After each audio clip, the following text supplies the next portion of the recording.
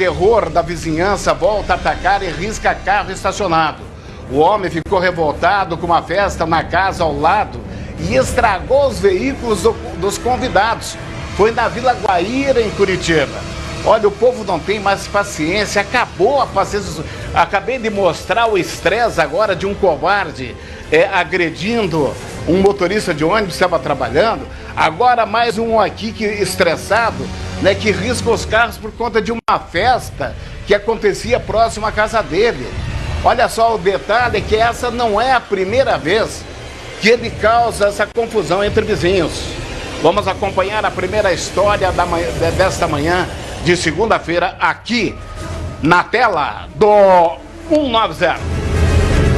Já são mais de 3 anos vivendo acuados por conta do comportamento de um vizinho que já passou a ser considerado o terror da Rua Paraíba, na Vila Guaíra, em Curitiba. De acordo com a população, volta e meia a polícia precisa ser chamada para intervir nas confusões que o rapaz se envolve, quase sempre armado. Há alguns anos, inclusive, o terror da vizinhança já acabou até com uma festinha infantil que acontecia na casa ao lado da dele.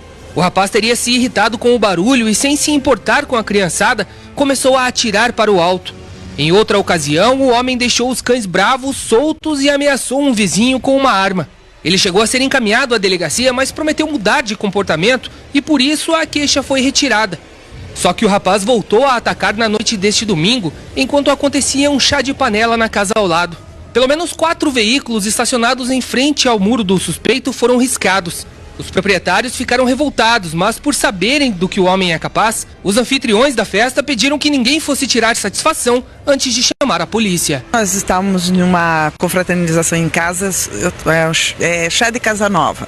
E daí eram mais 7 horas, eu fui abrir o portão para o meu sobrinho que estava chegando, que eu estava arrumando também a luz ali que está de presença que não estava boa, que eu vejo o vizinho passando e riscando os carros. Porque nós tivemos vários problemas já com ele. Teve a outra vez que ele saiu com arma, né? Então hoje eu fiquei com muito medo que ele saísse com a arma, porque os meninos ficaram todos revoltados por causa dos carros todos riscados, 4 carros riscados. O responsável pela confusão chegou a ser levado até um batalhão da Polícia Militar, mas assinou um termo circunstanciado e foi liberado. O menino comprou 0 para trabalhar de Uber, né, para poder casar e ter a sua vidinha. Tá devendo inteiro o carro. Ele chegou a chorar na hora. Ele disse, meu Deus, meu carro 0. Ele chegou a chorar. Sabe, dá uma dor no coração, sabe?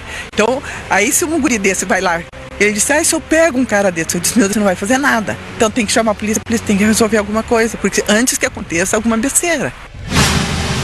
Olha, minha gente, a gente tem mostrado tantos crimes aqui no programa 90. Programa 90, programa policial, é natural que se mostre o que acontece no setor policial. É um programa de jornalismo policial, é um programa sério que traz as informações da forma em que ela acontece. O programa 90 está há 17 anos no ar. Agora, o que eu quero dizer com isso é o seguinte, como morrem fácil as pessoas, não? Um camarada desse, se pega alguém armado pela frente, no mesmo grau de estresse que ele estava, acontece um crime.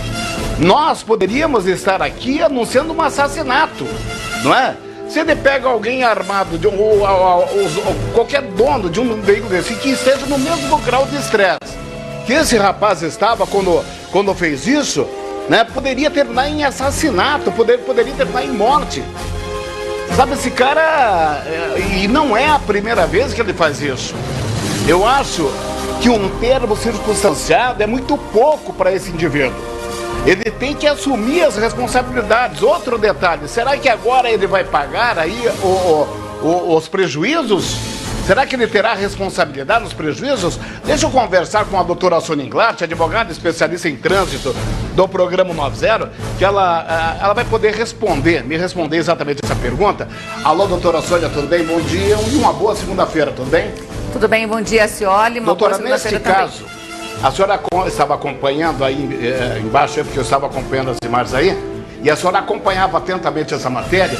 Esse cara, eu falava e continuo falando aqui, afirmando, que se um rapaz pega algum proprietário de um desses carros no mesmo grau de estresse que ele estava e a pessoa armada, aconteceria um crime aí, não, doutora? Olha, é muito provável, assim, olha, mesmo porque é o seguinte, nós temos, a pessoa não tem mais paciência com absolutamente nada. Agora, só um detalhe, foi lavrado aí o termo circunstanciado, em tese, porque seria um crime de menor potencial ofensivo, e ele sim vai ficar responsável aí por reparar os danos. Mas quer dizer, todos ele vai nós ter sabemos... que pagar os prejuízos, essa sim, é a pergunta.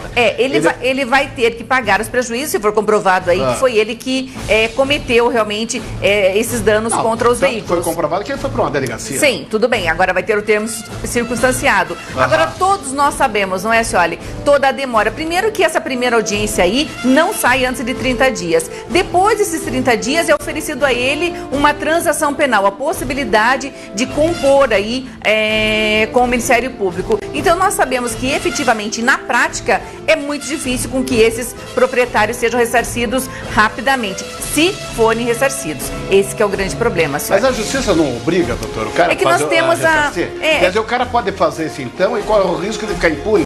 Não, impune não fica, Cioli, mas se ele preencher os requisitos para que seja oferecido a transação penal, isso vai ser oferecido. São as questões legais, não é, Cioli? Claro que nós temos aqui vários proprietários. Então, se não for todos eles se não forem todos enquadrados numa única atividade, então é oferecido transação penal para o primeiro e os demais aí sim é que vão poder ingressar com esse pedido. Lembrando que os danos materiais é na esfera civil e a questão criminal aí é que vai se desenrolar, não é? Bom, porque tem a questão da ameaça também. Tá não certo, é, trocando em miúdos.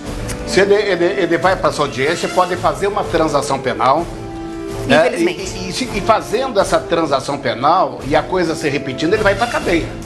Exatamente. Não é oferecido esse instituto aí da transação penal, que onde a pessoa não acertar na pode usufruir novamente nos próximos 5 anos. Então, nós temos também essa situação. Lembrando que na própria matéria falou que essa não foi a primeira vez. Se da primeira vez tivesse efetuado esse indicativo, assim, olha, quem sabe dessa vez ele já estaria aí, de repente, até atrás das grades.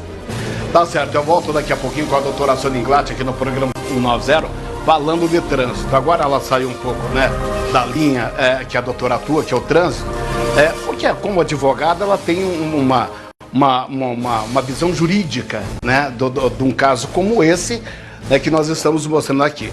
Agora vejam só, o cara só pode estar acima, né, o grau de estresse desse camarada muito elevado. O que preocupa é exatamente isso.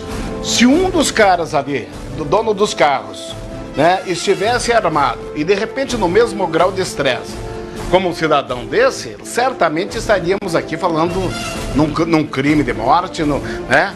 Alguém teria levado a pior. Até porque não é, deixando bem claro aqui para quem está acompanhando o programa 90, não é a primeira vez que ele comete esse tipo de ato. Não é a primeira vez.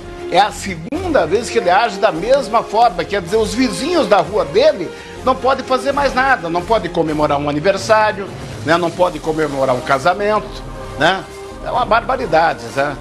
É uma barbaridade. Tomara que esse rapaz, né, se conscientize, tome consciência do que ele fez, né, e pare de fazer isso, e melhor do que isso, né? Bom ainda seria se ele tivesse o caráter, né, o bom senso de ir em cada uma dessas pessoas e pedir pelo menos desculpas e acertar o prejuízo, porque somente pedir desculpas não adianta. Além de pedir desculpas, arcar com os prejuízos.